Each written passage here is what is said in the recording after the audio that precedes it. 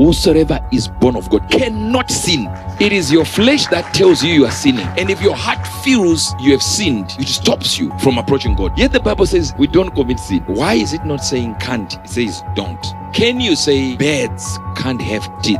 That's wrong English as much as it's good English. Because one day you'll be watching National Geographic and see one with canine teeth. It's difficultly wrong for it to have teeth. But genetic mutations took their course somewhere and the chicken grew canine teeth. But is it the nature of chickens to have teeth? No. So is it the nature of Christians who are born again to sin? No. That's why it says do not cannot. Cannot denotes it's impossible. Does not says it's not in our nature to sin. So how do we sin? By sin consciousness. The Bible says sin that dwells in me, not sins. There is only one sin on earth. It's failure to receive Jesus Christ. The moment you get there, you now run into excesses of these things. Now lying becomes a result of a sin of not receiving Christ.